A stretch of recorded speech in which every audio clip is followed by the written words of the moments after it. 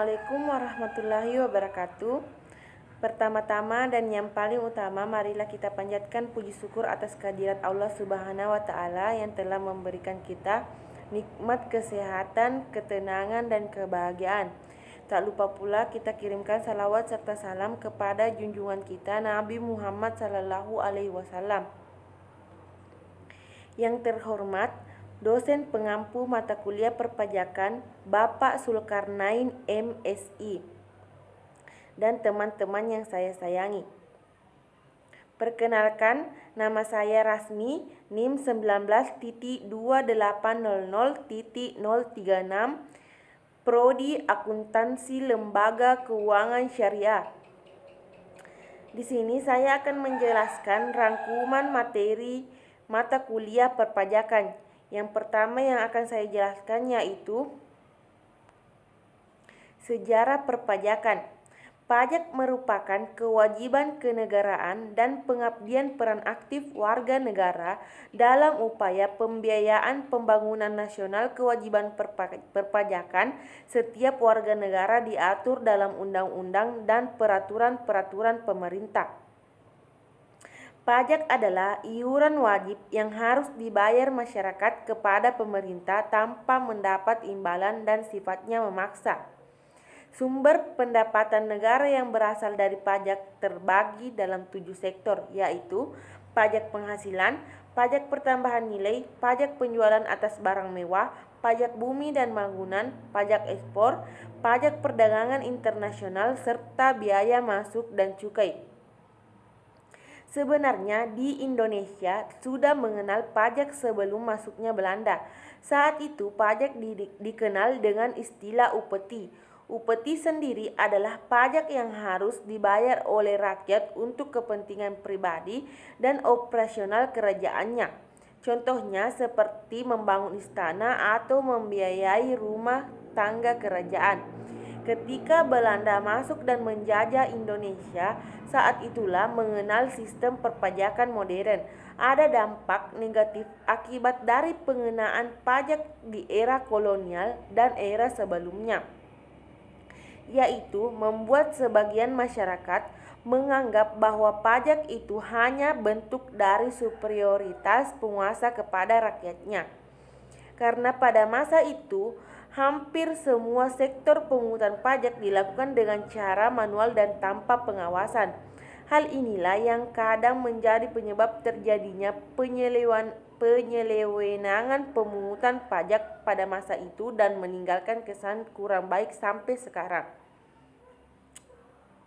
Di Indonesia telah diatur salah satu direct tax, yakni Undang-Undang Republik Indonesia Nomor 12 Tahun 1985 tentang pajak bumi dan bangunan yang berlaku sejak Indonesia Nomor 3312 dan penjelasannya dimuat dalam tambahan lembaran Negara Republik Indonesia tahun 1985 Nomor 68.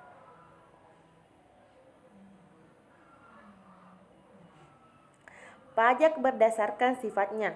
Yang pertama, pajak tidak langsung adalah pajak yang diberikan kepada wajib pajak bila melakukan peristiwa atau perbuatan tertentu.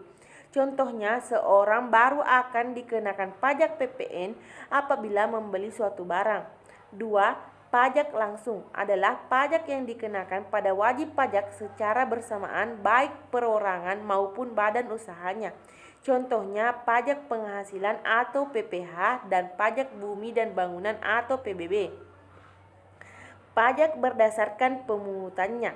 Yang pertama, pajak negara adalah pajak yang dipungut oleh negara atau pemerintah pusat seperti PPN, PPH, dan PPNBM. Yang kedua, pajak daerah adalah pajak yang pemungutannya dilakukan oleh pemerintah daerah seperti PBB, pajak kendaraan bermotor, pajak restoran, dan BPHTB adalah sumber penerimaan utama daerah selain transfer dari pemerintah pusat.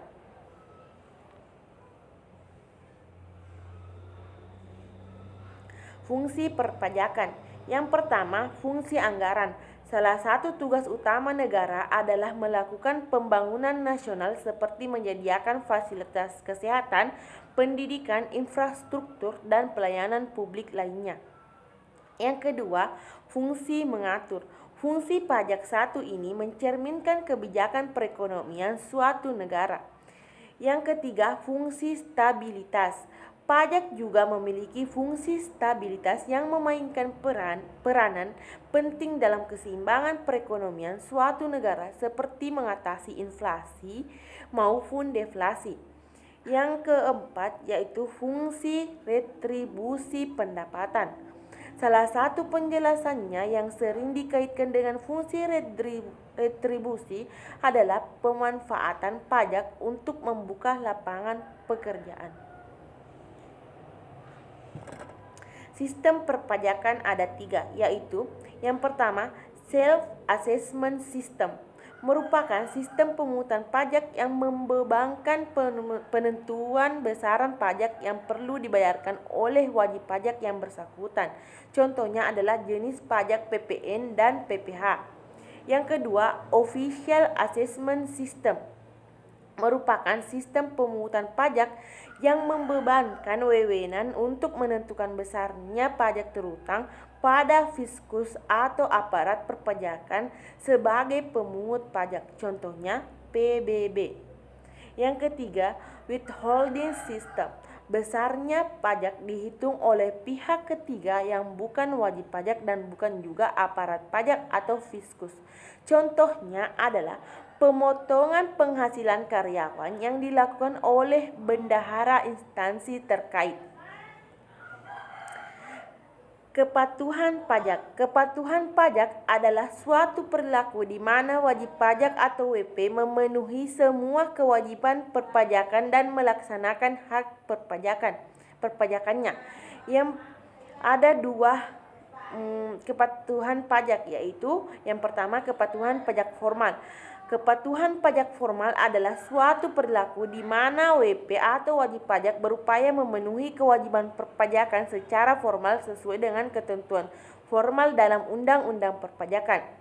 Yang kedua yaitu kepatuhan pajak material, adalah suatu perilaku di mana WP atau wajib pajak secara substantif memenuhi semua ketentuan material perpajakan, yakni sesuai isi dan jiwa Undang-Undang Perpajakan. Menurut Nurmantu dalam Cahyonowati 2016.